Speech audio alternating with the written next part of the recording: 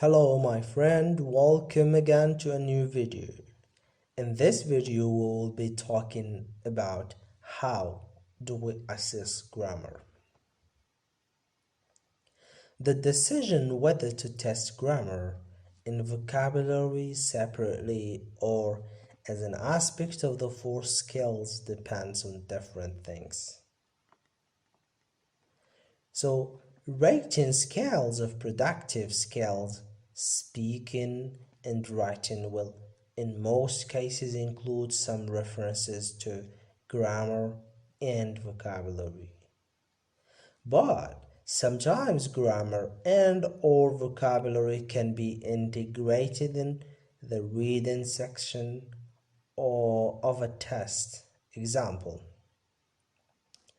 through a proofreading task where you might need to correct grammatical mistakes or to change the wording and use more technical vocabulary. So, how do we choose whether to test grammar and vocabulary as an aspect of the four skills or to give our student a separate test?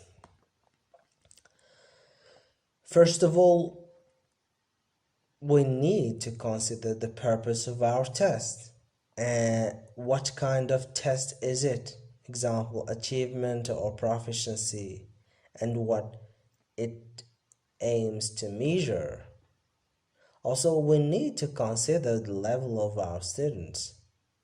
At low levels, when students are learning the basic building blocks of the language, we can just test them on those basic forms. If this is the case, testing grammar and vocabulary separately might help our students as it keeps things more manageable. However, as students become more proficient, we need to push them to show that they can select the right grammar for the right situation. This is language in use.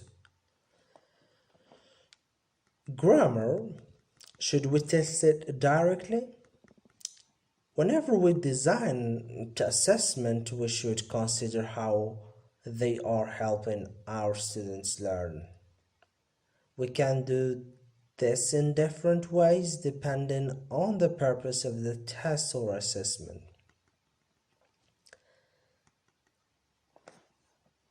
As we have mentioned, including something in a test often gives our students a motivation for learning it.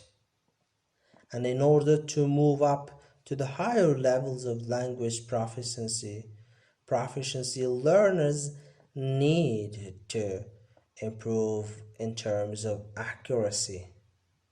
This is why grammar is important. Furthermore, if we are producing classroom tests or assessment, the best way to promote good language learning is to think about how we can give useful feedback to our students afterwards.